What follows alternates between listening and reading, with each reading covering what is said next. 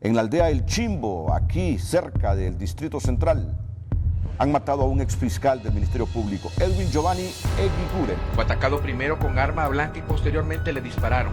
La esposa del profesional del derecho, María Auxiliadora Sierra, quien se desempeña como fiscal del Ministerio Público, lo acompañaba, pero solo él resultó herido de muerte. Desafortunadamente ha muerto el abogado Edwin Giovanni Eguiguren. La captura de Kevin Joshua Solórzano Hernández, de 19 años. Kevin está siendo acusado por el asesinato del exfiscal Edwin Eguiguren. Según su madre, militares armados llegaron sin ninguna orden de captura y de allanamiento a su hogar.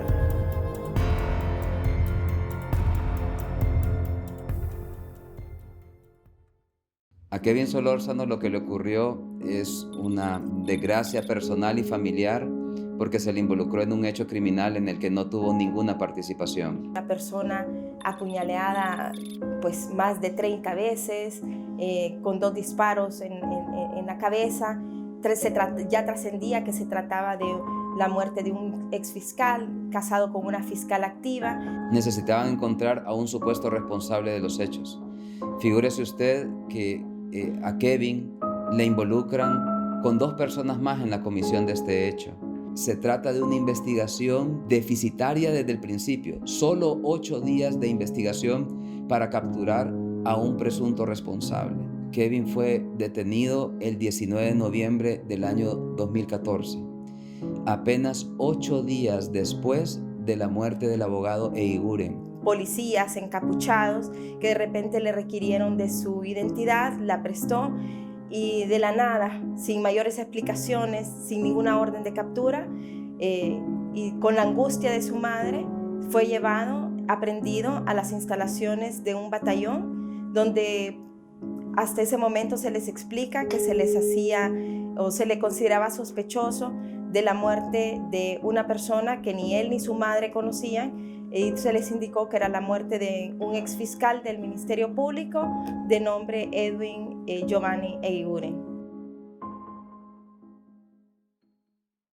Debieron haber reconocido que se habían equivocado el mismo día que me lo llevaron de mi casa, sin haber dado ni siquiera una orden de captura, que cuando lo pienso, cometí el error de dejarlo salir de esta casa. Debía haber exigido esa orden de captura que nunca la presentaron. Se preparaba a ir a sus clases universitarias, eran más o menos las 5:30 de la mañana y él se estaba preparando en su casa para trasladarse a su lugar de estudio. Apresuradamente presentaron el caso a pesar de que hay informes del propio Ministerio Público que aconsejaban no hacerlo en contra de Kevin Solórzano. Porque por un lado está la esposa y el hijo del abogado Eguiguren que manifiestan que Kevin Solórzano es quien participó de manera directa en este hecho de muerte, y por otro lado está Kevin Solórzano y su madre específicamente, quienes sostienen dónde se encontraban y qué estaban haciendo al momento de la muerte. Kevin Solórzano estaba preparándose para ir a la universidad. Están todos los videos de su trayecto o de su recorrido desde su casa de habitación hacia la universidad. Está el ingreso de Kevin Solórzano en la universidad. Está Kevin Solórzano, que aparece en este video de la universidad, con sus características físicas peculiares, el uso de su barba, una barba que ni el hijo ni la madre ni la esposa del abogado Eguiguren establecieron al momento de que el hijo del abogado Eguiguren dio las características físicas de Kevin Solórzano. Que era el que apuntaba a mi cabeza, vive cerca de mi casa, cerca de mi hogar, del hogar de mis hijos. Que reconozco al sicario que tuve enfrente mío, de cuyo rostro nunca olvidaré. Siempre desde chiquito fue tan especial, fue creciendo, siempre lo llevaba a la iglesia y el mayoreo en ese entonces quedaba atrás de mi casa. Nosotros vivíamos en la colonia Alemán. Yo siempre iba los sábados al mayoreo y me iba con mi carretilla y él siempre llegaba, él siempre iba conmigo y cuando yo me iba, porque lo miraba dormido, allá llegaba a cargarme la bolsa, siempre fue así. Yo las navidades me quedé con él.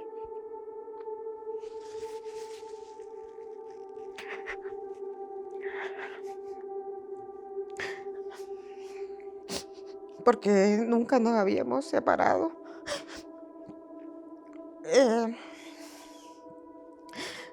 Los sábados y domingos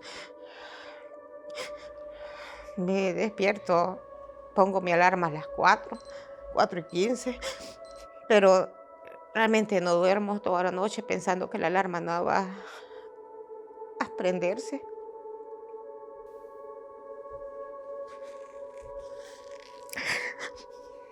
Le preparo su desayuno. También le llevo burritas para la cena. La comida del mediodía, pues casi siempre se le lleva comida chatarra. Pizza, hamburguesa, le encantan. Para el desayuno casi siempre le llevo baleadas, le encantan. Y siempre tratamos nosotros como familia de hacer que él se sienta amado por nosotros y que ahí hemos estado incondicionalmente y que estaremos hasta el fin de este proceso tan terrible que hemos vivido. El Ministerio Público controló mal la investigación del caso y luego empezar a construir la supuesta evidencia en contra de él, modificando los testimonios de las personas que involucran a Kevin. Las autoridades ni siquiera tuvieron el interés de entrevistar a las personas que pudieron ver el hecho de manera directa. Las autoridades nunca hicieron una investigación respecto de sus casos, inclusive el momento de su muerte y en la escena del crimen, en la propia escena del crimen, las autoridades entregaron su teléfono celular a su esposa cuando esa era una herramienta importante para revelar qué información podía tener ese aparato telefónico, qué tipo de comunicaciones recibía este abogado, si había recibido tal vez alguna amenaza por esa ruta, si había una vinculación de sus contactos respecto de los casos que llevaba. Ni siquiera hicieron una investigación de su perfil para determinar realmente por dónde podrían venir las causas de este crimen. La policía que se involucró, que fue la policía militar, no tuviera pues las capacidades investigativas suficientes. Solo se contó con la presencia de un investigador que lo único que hizo fue pues determinar ubicación de Kevin Solórzano, pero jamás establecer el por qué Kevin Solórzano, de dónde se le generaban esas sospechas. Desde ese momento se montó una campaña mediática por ciertos medios de comunicación para tratar de desacreditar las actuaciones realizadas por Fusina o Policía Militar, así como las investigaciones hechas por el Ministerio Público. La situación de Kevin es de desespero, es de desesperación, y especialmente cuando ve que muchos casos se resuelven de sus compañeros que están en su misma condición, pero el caso de él no se resuelve. Lamentablemente hoy contamos con un fallo condenatorio y estamos pues ya en niveles procesales donde esperamos que efectivamente se tome en cuenta la relación de prueba científica y pues eso conduzca a un fallo absolutorio a favor de Kevin Solórzano. Son 5 años ya.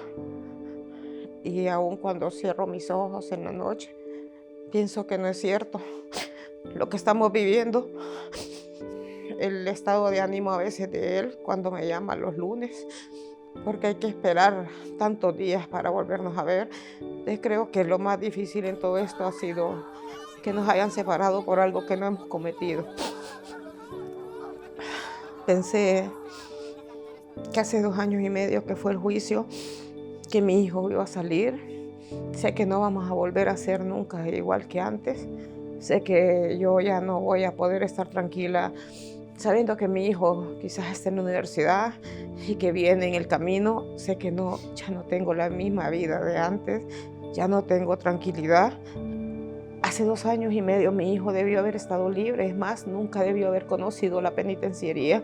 Y sé que mi hijo va a terminar la universidad, quizás no aquí, porque ya no confío en las autoridades de este país. Hemos sufrido demasiados atropellos, hemos sufrido demasiada injusticia. Quizás no hubiéramos sufrido tanto.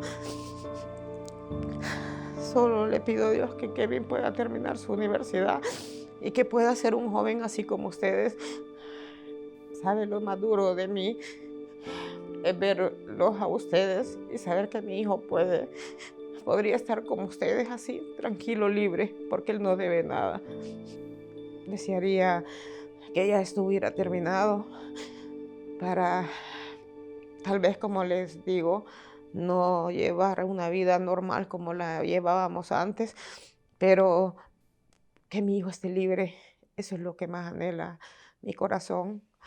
Eso es lo único que le pido a Dios cada día de mi vida.